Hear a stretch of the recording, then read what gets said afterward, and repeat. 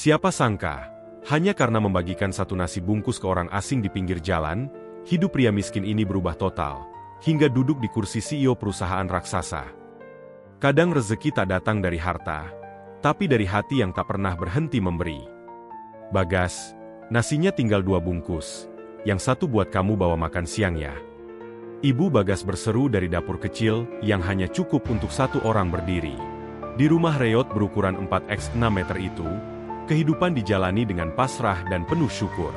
Tapi justru dari rumah kecil itu, kisah besar dimulai. Siapa sangka, dari dapur sempit dan lantai tanah, akan lahir sebuah takdir luar biasa. Bagas, pemuda 29 tahun, tinggal bersama ibunya yang sudah lama menjanda. Pekerjaannya tak tetap, kadang kuli bangunan, kadang bantu tukang parkir. Tapi ada satu hal yang tetap dalam hidupnya, kebiasaan berbagi. Meski cuma punya 2 bungkus nasi, ia selalu niatkan 1 untuk orang lain. Seolah yakin, Tuhan akan mengganti dengan cara yang lebih indah. Tak ada hal istimewa dari wajah Bagas.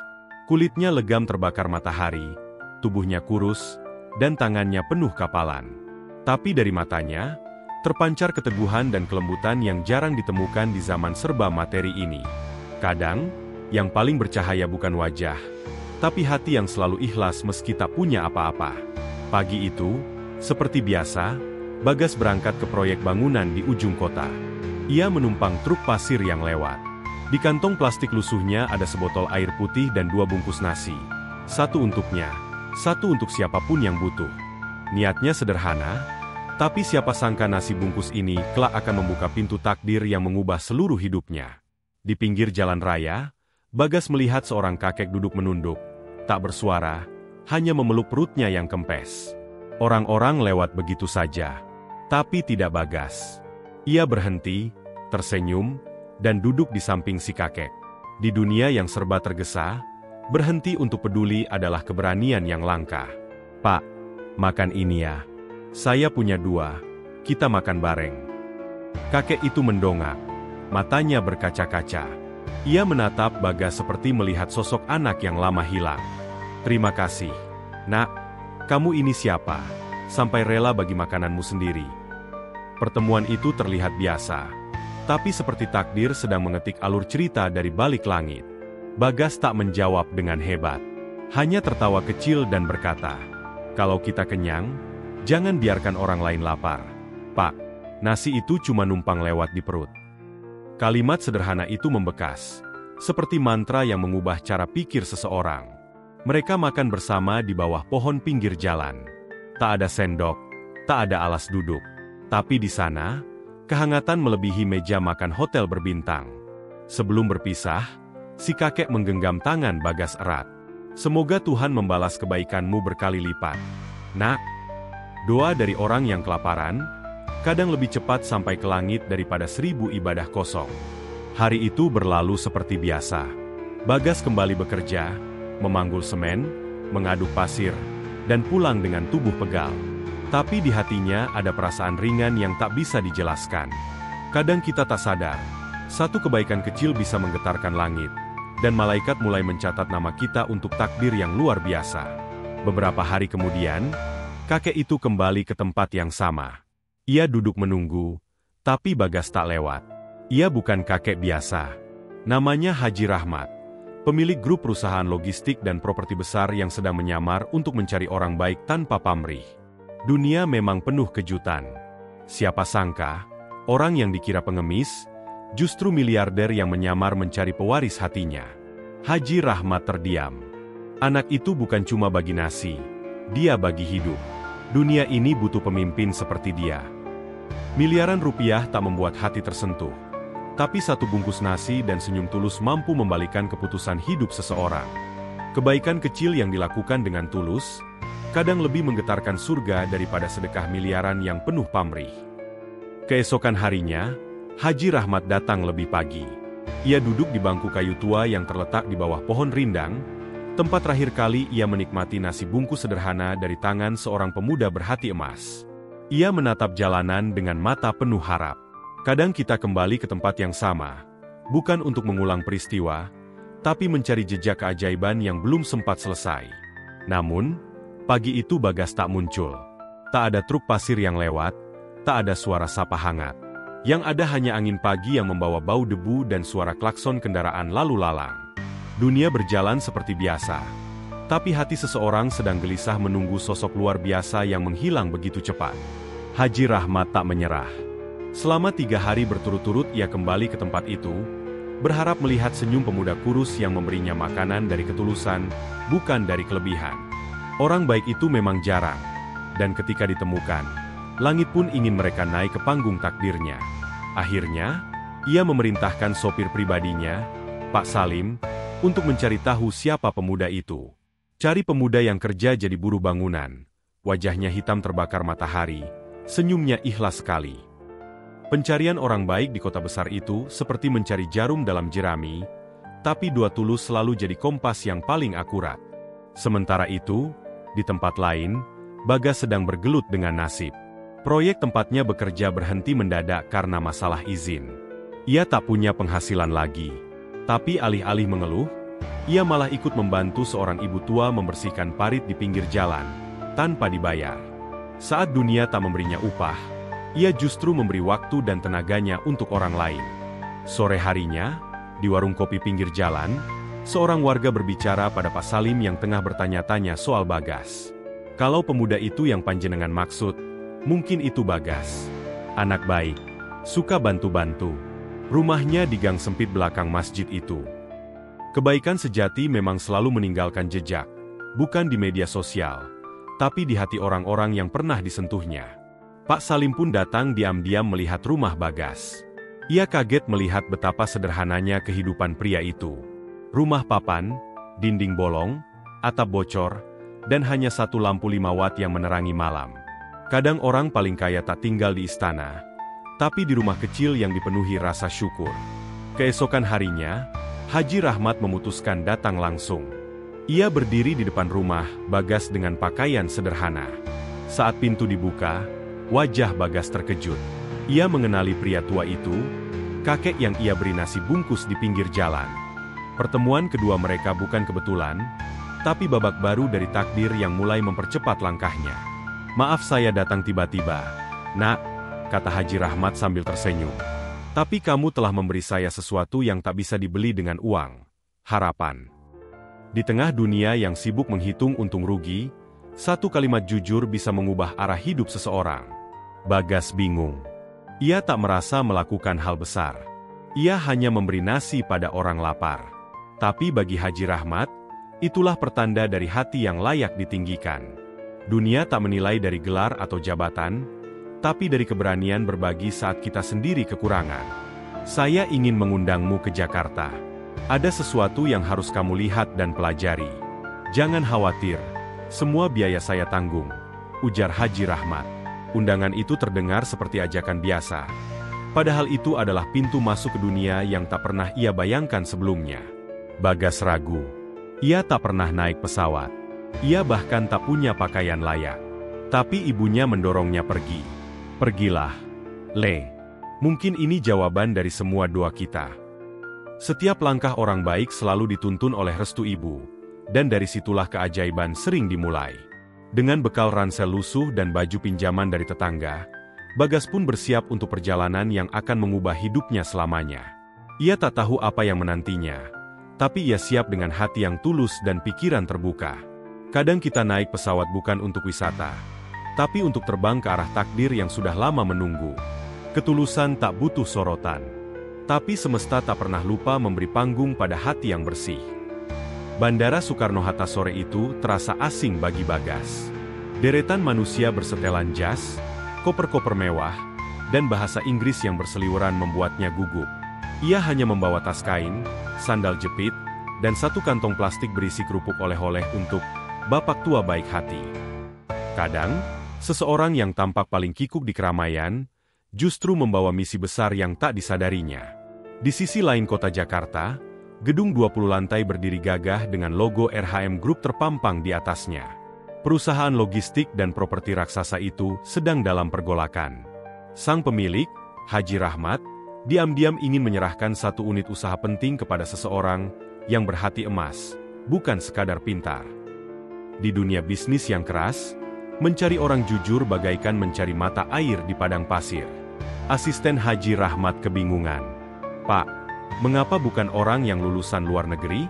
Kenapa cari pemuda kampung seperti itu? Haji Rahmat tersenyum. Yang saya cari bukan gelar, tapi jiwa. Orang yang bisa dipercaya saat tak diawasi. Kepercayaan adalah mata uang paling mahal di dunia kepemimpinan. Tapi pencarian itu tak mudah. Bagas tak punya media sosial, tak terdaftar di sistem manapun. Bahkan KTP-nya pun buram dimakan waktu. Orang yang paling ikhlas kadang memang paling tersembunyi. Yang paling bersinar tak selalu muncul di panggung, tapi bersembunyi di balik debu dan keringat keseharian. Di kampung, warga mulai membicarakan Bagas yang pergi ke Jakarta karena diundang orang kaya. Ada yang kagum, ada yang sinis. Tapi ibunya tetap tenang. Anakku itu nggak punya apa-apa, tapi punya hati. Dan itu cukup. Kadang, restu seorang ibu lebih kuat dari ribuan surat rekomendasi. Sementara itu, Bagas yang baru tiba di Jakarta justru kebingungan. Sopir penjemputnya terlambat karena macet. Ia duduk di peron bandara, makan kerupuk dan melihat gedung-gedung tinggi dengan rasa tak percaya. Ia datang dari tempat yang tak ada sinyal, kini duduk di tengah kota dengan koneksi takdir yang luar biasa. Tak lama, sopir datang dan membawanya ke hotel mewah. Bagas tak pernah tidur di tempat seperti itu. AC membuatnya menggigil. Ia bahkan ragu membuka botol air karena takut harus membayar mahal. Kemewahan kadang terasa mencekam bagi mereka yang terbiasa hidup sederhana. Besoknya, ia dibawa ke kantor pusat RHM Group. Semua staf terkejut melihat tamu spesial itu hanya memakai kemeja kotak-kotak dan sepatu hasil tambalan sendiri. Tapi Haji Rahmat tersenyum bangga. Dunia menilai dari penampilan, tapi pemilik takdir menilai dari isi hati. Bagas, mulai hari ini, kamu akan belajar langsung di bawah saya, kata Haji Rahmat di hadapan staf senior. Perusahaan ini butuh orang sepertimu. Bukan hanya otak, tapi hati. Semua orang terdiam. Bagi mereka, ini keputusan gila. Tapi bagi langit, ini adalah keadilan yang ditunggu. Bagas bingung. Pak, saya cuma buruh bangunan. Saya nggak ngerti bisnis. Tapi Haji Rahmat menepuk pundaknya. Bisnis bisa diajari. Tapi jujur dan peduli itu bawaan lahir. Kalimat itu menggetarkan ruangan. Seolah menampar semua orang yang terlalu sibuk mengejar angka, lupa rasa. Maka dimulailah hari-hari baru untuk Bagas. Ia ikut rapat, belajar laporan keuangan, dan diam-diam mulai dicintai staf karena sikapnya yang rendah hati dan selalu ingin tahu. Ia lebih banyak mendengar daripada bicara. Dalam diamnya, ia menyerap pelajaran, dan perlahan membangun jalan menuju takdir besarnya. Namun tidak semua orang senang. Ada beberapa petinggi perusahaan yang iri. Mereka meremehkan Bagas, bahkan mencoba menjebaknya dalam kesalahan. Dalam setiap cerita naiknya seorang baik, pasti ada ujian dari orang-orang yang merasa terancam. Tapi Bagas tetap rendah hati. Ia tak membalas hinaan. Ia hanya bekerja keras dan menunjukkan dedikasi. Satu persatu, orang yang meremehkannya mulai luluh. Ketulusan tak perlu dibela dengan amarah. Ia akan membela dirinya sendiri lewat hasil. Ketika kebaikan diuji, bukan untuk menjatuhkan, melainkan untuk memastikan bahwa ia benar-benar tulus. Bagas sudah 2 bulan belajar langsung di bawah Haji Rahmat. Dari seorang buruh kasar yang terbiasa memanggul semen, kini ia duduk di ruang meeting membahas logistik, distribusi, dan strategi pemasaran nasional. Tapi di balik semua itu, ia tak berubah, tetap sederhana, tetap membagi senyum, tetap membawa bekal dari rumah, dan tetap menyisihkan 1 bungkus untuk dibagikan. Dunia bisa mengubah penampilan seseorang, tapi tidak bisa mengubah jiwa yang kokoh karena ketulusan. Suatu hari, Haji Rahmat mengundangnya makan malam di rumah pribadinya. Namun makan malam itu bukan jamuan biasa, melainkan ujian terbesar yang akan menentukan apakah Bagas layak menerima tanggung jawab jauh lebih besar. Tak semua undangan jamuan adalah penghargaan. Kadang, itu adalah pintu gerbang ujian yang tak terlihat di awal. Di ruang makan mewah itu, hadir juga 3 direktur senior yang sejak awal meragukan Bagas. Mereka ingin menjatuhkan Bagas diam-diam dengan menjebaknya dalam satu keputusan yang bisa membuatnya terlihat rakus dan tidak layak. Dunia korporat kadang seperti catur. Dan Bagas sedang dijadikan pion dalam permainan para raja dan menteri. Salah satu direktur menyodorkan proposal besar. Bagas, ada proyek bernilai miliaran di Kalimantan. Kami ingin tahu pendapatmu. Tapi butuh keputusan cepat malam ini. Kalau kamu setuju, kamu dapat 5% dari nilai proyek sebagai bonus awal. Tawaran itu menggiurkan, tapi juga mencurigakan. Karena di balik hadiah cepat, seringkali ada jebakan dalam diam. Bagas membaca dokumen itu dengan seksama. Meski belum mahir, ia tahu ada kejanggalan. Beberapa angka tak masuk akal. Ia ragu. Saya tidak bisa memutuskan sekarang, Pak. Saya harus pelajari lagi dan pastikan ini benar-benar untuk kebaikan perusahaan. Dunia modern menyukai yang cepat. Tapi Bagas tahu, keputusan tergesa hanya akan mempercepat kehancuran. Salah satu direktur mengernyit. Kamu takut kehilangan kesempatan emas. Bagas hanya tersenyum. Saya lebih takut menyalahgunakan kepercayaan. Karena sekali rusak, semua susah diperbaiki. Kalimat itu menampar halus, membuat yang licik merasa malu, dan yang jujur semakin yakin. Setelah malam itu, Bagas kembali ke kamar hotel. Ia resah. Bukan karena harta yang ia tolak, tapi karena mulai menyadari, ia sedang bermain di arena yang tak hanya penuh peluang, tapi juga penuh jebakan. Hidup naik level bukan berarti lebih mudah. Justru semakin tinggi, semakin tajam angin godaannya. Keesokan harinya, Haji Rahmat memanggil Bagas secara pribadi. Bagas, semalam itu ujian, dan kamu lulus. Bagas terkejut. Itu bukan proyek sungguhan.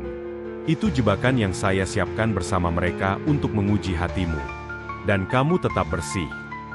Dalam dunia yang penuh topeng, kadang kita diuji bukan untuk dinilai kemampuan, tapi kejujuran. Haji Rahmat lalu berdiri, membuka map biru yang selama ini ia simpan. Mulai hari ini, kamu saya tunjuk sebagai Direktur Utama Cabang RHM Kalimantan. Gajimu akan lebih besar, tanggung jawabmu lebih luas. Tapi jangan lupa, tetap jadi Bagas yang dulu. Perjalanan dari tukang angkut semen ke direktur, tidak ditentukan oleh keberuntungan, tapi oleh keberanian untuk tetap jujur saat tak ada yang melihat. Bagas menunduk. Matanya berkaca-kaca. Pak, saya ini siapa? Saya cuma orang kampung yang bahkan tak tahu cara pakai dasi. Haji Rahmat tersenyum. Justru itu. Karena dunia ini butuh pemimpin yang tak sibuk menyesuaikan penampilan, tapi jujur dalam keputusan. Dunia bisa diajari soal teknologi, tapi soal nurani, hanya mereka yang menjaga hati sejak kecil yang mampu memimpinnya. Kebaikan yang tak pernah dihitung, akan dibalas Tuhan dengan keberkahan yang tak pernah diduga. Pagi pertama Bagas sebagai Direktur Utama RHM Kalimantan dimulai dengan rasa canggung. Ia berdiri di depan cermin hotel mewah, mencoba memasang dasi yang sejak dulu ia anggap hanya aksesoris orang-orang berdasi tajam, bukan orang seperti dirinya. Kadang, perubahan paling besar bukan soal jabatan, tapi keberanian seseorang untuk berdiri di tempat yang dulu hanya bisa ia lihat dari jauh. Tak ada sambutan megah saat ia tiba di kantor cabang. Para staf hanya diam, sebagian heran, sebagian menahan tawa melihat direktur barunya datang dengan ransel butut dan sepatu murah. Tapi Bagas tidak terusik. Ia langsung menyapa semua orang dengan tangan terbuka. Orang yang besar tidak sibuk menunjukkan kekuasaan. Ia justru memperkecil jarak dengan ketulusan. Di minggu pertama, Bagas tak duduk di kursi empuk. Ia keliling gudang, turun ke pelabuhan, dan ikut makan siang di warung dengan para sopir dan kuli. Perlahan tapi pasti, para pegawai mulai melihat sesuatu yang beda dari pria ini. Ia tak datang untuk pamer jabatan, tapi untuk bekerja bersama. Kepemimpinan sejati bukan soal memberi perintah, tapi memberi contoh di medan yang sama. Dalam 6 bulan, cabang Kalimantan yang semula merugi kini mulai stabil.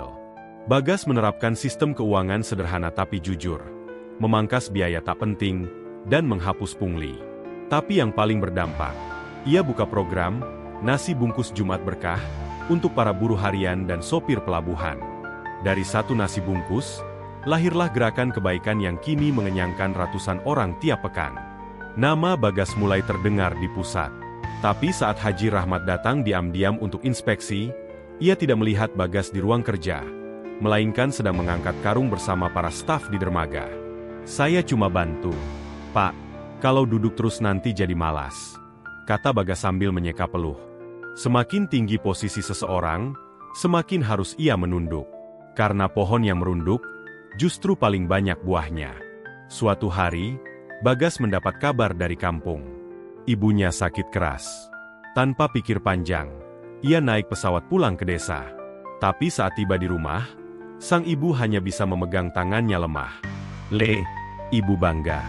Kamu tetap jadi Bagas, yang dulu suka ngasih makan tetangga." Tak ada gelar yang lebih tinggi dari kalimat, "Ibu bangga padamu." Beberapa hari kemudian, sang ibu wafat dalam damai. Bagas terpukul, tapi juga bersyukur karena sempat merawat wanita yang selama ini menjadi fondasi kekuatannya. Perjalanan hidup bisa sejauh apapun, tapi rumah adalah tempat di mana semua kemenangan terasa lengkap. Sepulang dari desa, Bagas membawa ide besar, membangun rumah singgah dan dapur umum di kampung-kampung terpencil. Ia tidak hanya ingin jadi direktur perusahaan, tapi direktur hati yang menebar manfaat. Ketika rejeki sudah melebihi cukup, maka yang tersisa adalah soal seberapa banyak kebaikan yang bisa ditinggalkan. Tahun berikutnya, Bagas menerima penghargaan nasional sebagai pemimpin muda paling inspiratif. Tapi ia tak naik ke podium. Ia justru menyuruh 2 sopir logistik mewakilinya. "Saya hanya penerima amanah, tapi mereka yang di lapangan, mereka yang berjasa," katanya sambil tersenyum. Ia tak sibuk mengangkat namanya, tapi sibuk mengangkat derajat orang-orang kecil di sekitarnya. Kini, gedung pusat RHM Group berdiri megah. Dan di salah satu lantainya, terpampang foto Bagas sedang membagikan nasi bungkus di pinggir jalan. Momen sederhana yang mengubah takdirnya selamanya. Dunia mencatat sejarah dalam buku, tapi langit mencatat sejarah dalam keikhlasan hati manusia. Bagas tak pernah lupa siapa dirinya. Ia masih sering naik motor keliling, menyapa warga, membagikan sembako, dan sesekali duduk di pinggir jalan seperti dulu, menikmati nasi bungkus sambil mengingat hari di mana ia dianggap tak berarti. Karena di dunia ini, yang kecil belum tentu lemah, dan yang besar belum tentu kuat. Tapi yang tulus, pasti akan menang di akhir cerita.